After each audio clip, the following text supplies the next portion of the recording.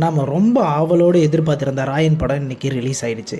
இதுக்கு அதிகப்படியான எதிர்பார்ப்புக்கு காரணம் என்னென்னா, ஆக்டர், ப்ரொடியூசர், லிரிக்ஸ் ரைட்டர் மற்றும் பன்முகத்திறன் கொண்ட தனுஷ் அவர்கள் ரைட்டிங்லேயும் டைரக்ஷன்லேயும் இன்றைக்கி ரிலீஸ் ஆகியிருக்க ராயன் படத்தை பற்றி தான் இன்றைக்கி பார்க்க போகிறோம்.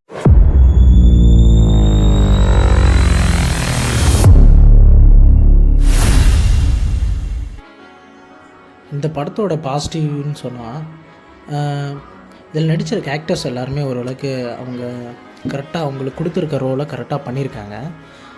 தென் வந்துட்டு பார்த்திங்கன்னா சந்தீப்பு, இவர் ஜெயராமன், இவங்கெலாம் பார்த்திங்கன்னா தனுஷுக்கு தம்பியாக வராங்க. அப்புறம் பார்த்திங்கன்னா இவங்க துஷாரா விஜயன் வந்துட்டு அவங்க தனுஷோட தங்கச்சியாக வராங்க.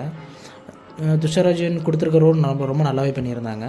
இன்னொரு பாசிட்டிவான விஷயம் என்னென்னா, ரகுமானோட மியூசிக்கு, அவருடைய மியூசிக் வந்து ரொம்ப சூப்பராகவே இருந்துச்சு. அந்த சாங்கு ஆல்ரெடி ட்ரெண்டிங்கில் இருக்க அந்த சாங், அவருடைய வாய்ஸில் இருக்க சாங் எல்லாம் தேட்டரில் பார்க்குறப்போ அவ்வளோ சூப்பராக இருந்துச்சு. அதுவும் இந்த இன்டர்வல் பிளாக்லாம் வந்துட்டு பார்த்திங்கன்னா அப்படியே தேட்டரை பற்றிக்கிட்டு எரியிற மாதிரி ஆயிடுச்சு. ஏன்னா அந்த மாதிரி ஒரு பிளாக் ஒன்று கொடுத்துருந்தாங்க, சூப்பராக இருந்துச்சு அந்த சீன்லாம் பார்க்குறப்ப. விடுதலை படத்தில் பார்த்திங்கன்னா ஃபஸ்ட்டு ஷாட்டே பார்த்திங்கன்னா ஹீரோவும் ஹீரோயினும் வந்துட்டு இங்கே ஊரை விட்டு போகிற மாதிரி ஒரு ஷாட் இருக்கும்.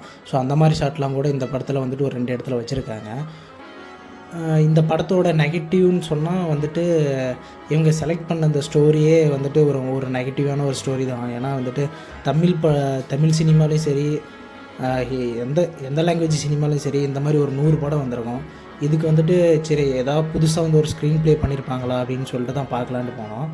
பார்த்திங்கன்னா ஒரு அந்த அளவுக்கு இல்லை. இன்னும் ஃபஸ்ட் ஹாஃப் வந்துட்டு ஓரளவுக்கு ஓகே, செகண்ட் ஹாஃப்லாம் ஏன்டா வந்து உக்காந்துருக்கோம் அப்படிங்கிற மாதிரி தான் இருந்துச்சு.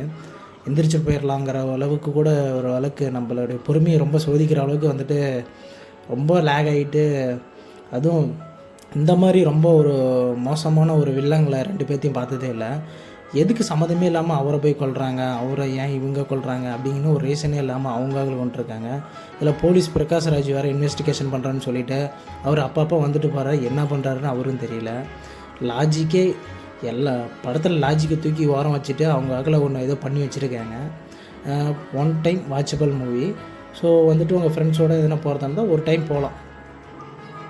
எங்களுடைய சேனலில் வந்துட்டு 5க்கு 2.5 ஸ்டார் கொடுக்கலாம் படத்துக்கு.